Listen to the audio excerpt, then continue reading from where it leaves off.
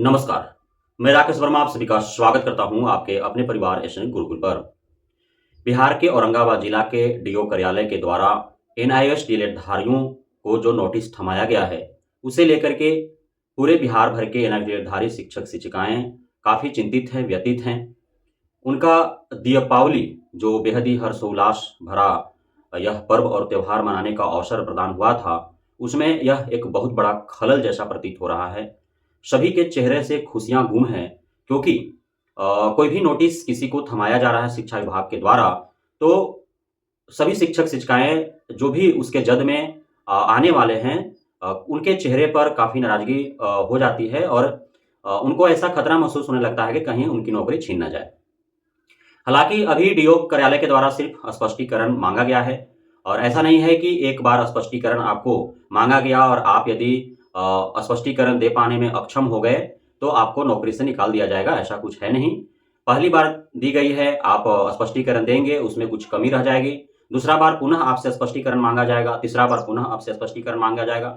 अभी समय दिया जाएगा, यदि डीओ का मंशा भी होगा कि आपको नौकरी से निकाल देना है तो उससे पहले अभी काफ़ी इंतजार किए जाएंगे और आपको पूरा अवसर दिया जाएगा खुद को सही साबित करने के लिए। और जब तक जो नियम कायदे बनाए गए थे कि कौन एनआईएस डीएलएड कर सकता है, कौन नहीं कर सकता है, तो उसको लेकर के जब तक वे आश्वस्त नहीं हो जाते हैं, तब तक जो है वो आपको निकालेंगे नहीं। यह आप आश्वस्त रहे, निश्चिंत रहे और खुशी-खुशी आप मनाएँ दिवाली।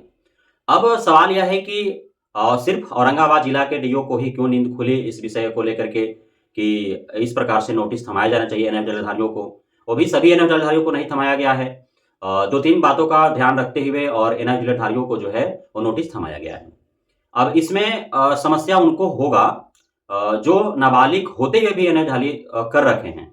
बाकी और दूसरी समस्या उनको होगा जिन्होंने एनआईएस डीएलएड किया और उसी बीच में उसी समानांतर जो है रेगुलर मोड में उन्होंने ग्रेजुएशन और पोस्ट ग्रेजुएशन भी कर रखा है।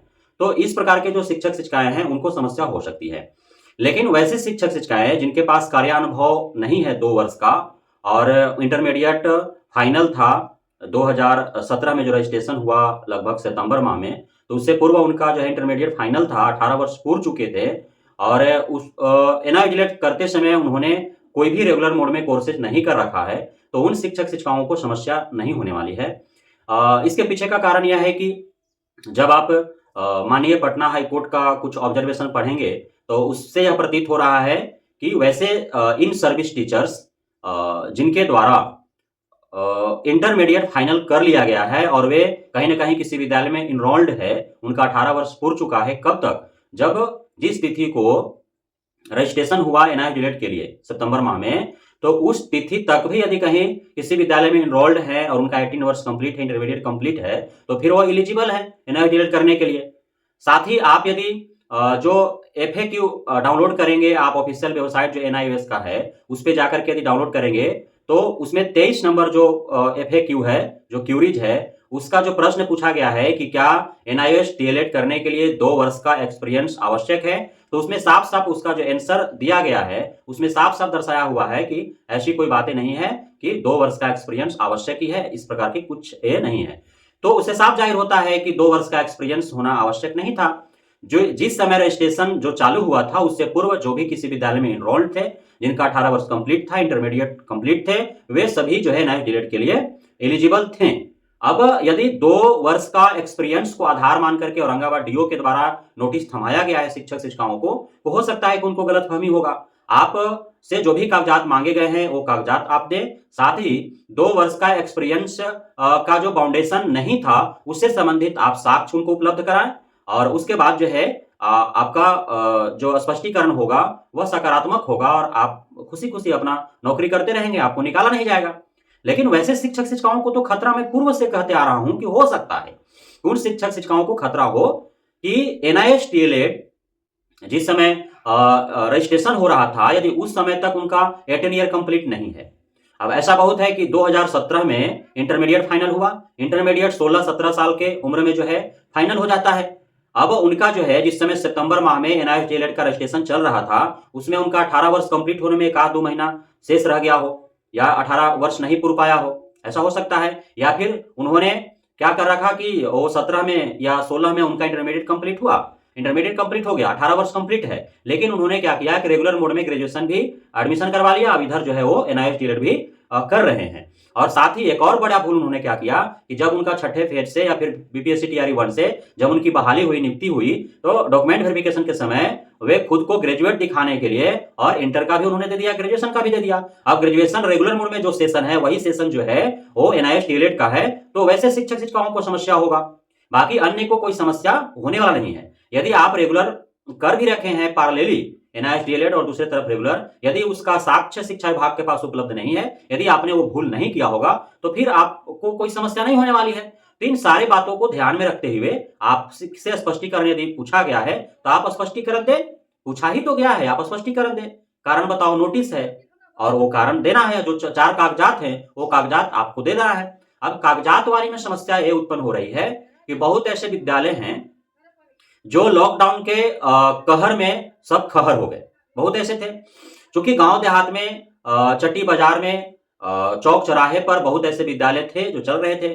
और उस समय जो आपाधापी प्रारंभ हुआ सर्व शिक्षा अभियान के तहत जो यूडाइस कोड बांटे गए, तो वो बिना किसी जांच के और जो भी आवेदन दिया सबको यूडाइस कोड दे दिया गया।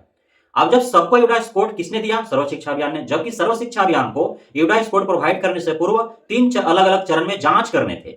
जो भी कागजात डॉक्यूमेंट्स जो दिया गया उन विद्यालयों के द्वारा, वो आखिर स्पॉट पर सारे चीज हैं कि नहीं, इसका सर्व शिक्षा अभियान या शिक्षा विभाग पदाधिकारियों को जांच करना था। लेकिन उन्होंने बिना जांच किए यूडाइस कोड दे दिया। अब गलती किसका है? स्कूल वालों का, या फिर सर्व शिक्षा अभियान का, या शिक्षा विभाग का?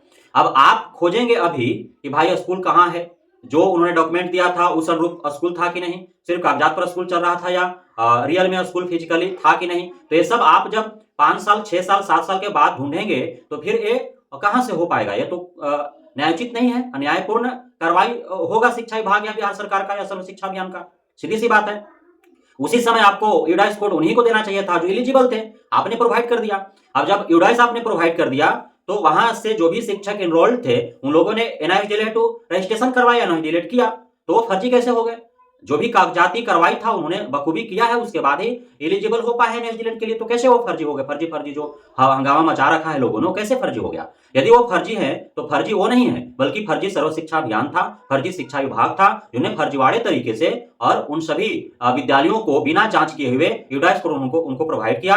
और वहां जो भी शिक्षक शिक्षिकाएं एनरोल्ड हुए उनको एनआईएस डीएलएड करने के लिए जो है उनको क्या किया, एक रास्ता मुहैया करवाया कि आप जो है इस माध्यम से एनआईएस डीएलएड कर लें।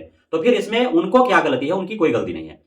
अब जब लॉकडाउन के कहर में जब विद्यालय ही खर हो गए तो सीधी सी बात है कि सारे विद्यालय से संबंधित डॉक्यूमेंट्स जो है या शिक्षकों से संबंधित कागजात जो है वो भी सब नष्ट हो गए होंगे, समाप्त हो गए होंगे।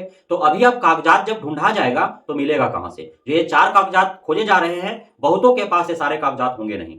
हालांकि अब इसमें भी तो एक फर्जीवाड़ा ही प्रारंभ होगा, क्योंकि कहीं ना कहीं से सभी जो है वो फॉर्मेट उपलब्ध कर ही लेंगे। अब फॉर्मेट उपलब्ध कर लेंगे तो जिस विद्यालय से उनका एनरोलमेंट था उस विद्यालय के का मोहर बनवा करके प्रधानाध्यापक से जो है मोहर सिग्नेचर करा के फॉर्म जो है वो भर करके सारे जमा करेंगे, और उसका दूसरा कोई उपाय है ही नहीं। क्योंकि पुराना वाला कागजात किसको पता था? ये सारे कागजात जो ब्लॉक में उन्होंने जमा किया, जो विद्यालय को दिया, जो सर्व शिक्षा अभियान के पास जमा है, जो एनआईएस डीएलएड के जो वेबसाइट है उस पर उन्होंने रजिस्ट्रेशन करते समय उन्होंने दिया, जहां उन्होंने एनआईएस डीएलएड कर रहे थे वहां सारे फाइल, एक नहीं 4-4 5-5 जगह तो फाइल जमा हुआ था। और जो कागजात अभी डीओ साहब मांग रहे हैं औरंगाबाद वाले, वो सारे कागजात जो है एक नहीं, जिस विद्यालय से जो एनरोल्ड था उस विद्यालय में जमा हुआ, एक कॉपी जो है वो प्रखंड में जमा हुआ था बीआरसी में, एक कॉपी जो है डीओ कार्यालय में जमा हुआ था, एक कॉपी जो है एनआईएस जहां से रजिस्ट्रेशन हुआ जो है वहां पे जमा हुआ था, एक कॉपी जो है वो आपका विद्यालय में जमा, वहां पे जहां पे ट्रेनिंग सेंटर जो बनाए गए थे, जहां शनिचर इतवार को जाकर के लोग ट्रेनिंग देते थे, वहां पे एक फाइल जमा हुआ था। तो 4-5 जगह पर ये सारे कागजात जमा हुए थे। तो सारे कागजात की कार्रवाई तो सभी शिक्षकों ने किया है। अब वो 5-6 साल पहले वाला वो सारे कागजात अभी ढूंढा जा रहा है, मांगा जा रहा है, तो भला कहां से कौन दे पाएगा? अब दे भी पाएंगे तो किसी तरह से उपलब्ध करेंगे, प्रबंध करेंगे, तो उसमें समय लगेगा, फॉर्मेट जो है उसको व्यवस्था करेंगे। उसके बाद अपने जिस विद्यालय से वो एनरोल्ड थे उस विद्यालय के प्रधानाध्यापक को ढूंढेंगे, खोजेंगे और उससे सिग्नेचर करवाएंगे, मोहर करवाएंगे, वो सारे कागजात जो है उपलब्ध करेंगे, उसके बाद डीओ साहब को देंगे। तो इस प्रकार से जो है वो सारे कारनामे होंगे। तो कुल मिलाकर जो है जो भी एनआईएस जलधारी हमारे शिक्षक शिक्षिकाएं हैं, यदि आपका कोर्स प्रारंभ होने से पूर्व, अर्थात जिस दिन आपका रजिस्ट्रेशन हुआ एनआईएस डीएलएड के लिए, उससे पूर्व यदि आपका 18 वर्ष कंप्लीट था, इंटरमीडिएट कंप्लीट था और एनआईएस डीएलएड के साथ साथ पैरेलली आप यदि कोई रेगुलर कोर्स नहीं कर रहे थे, यदि कर भी रहे थे तो आपने शिक्षा विभाग को वो डॉक्यूमेंट्स आपने नहीं दिया जाए, पैरेलली जो ग्रेजुएशन या अन्य कोर्सेज जो आपने किया वो नहीं दिया है।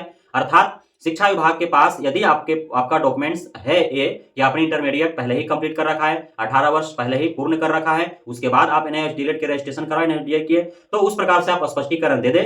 और जो 2 वर्ष का एक्सपीरियंस जो एक बाधा बन रही हो सकता है कि डीओ साहब भूलवश जो है उसको एक आधार बना दिए हो, तो उससे संबंधित आपके पास जो भी साक्ष्य है, चाहे वो एनआईएस से वेबसाइट से हो या फिर माननीय कोर्ट का आदेश का हो या अन्य जहां से भी आपको एकत्रित हो सके, वो सारे साक्ष्य और कागजात आप डीओ कार्यालय में जमा करा दें। आपको भरपूर अवसर दिया जाएगा खुद को सही साबित करने के लिए। पूरे साक्ष्य कागजात के साथ अपने आप को सही साबित करें। ऐसा नहीं है कि जितनों को स्पष्टीकरण का नोटिस थमाया गया है उन सभी को नौकरी से बाहर कर दिया जाएगा, ऐसा कुछ भी नहीं है। हाँ, कुछ लोगों के ऊपर खतरा हो सकता है जो मैंने कारण बताया, अन्यथा की स्थिति में सभी सेफ हैं। तो आप खुशी खुशी दिवाली मनाएं। बहुत बहुत धन्यवाद आप सभी साथियों का हमारे साथ जुड़े रहने के लिए, बने रहने के लिए, मित्रता देने के लिए, अपना भरोसा बनाए रखने के लिए।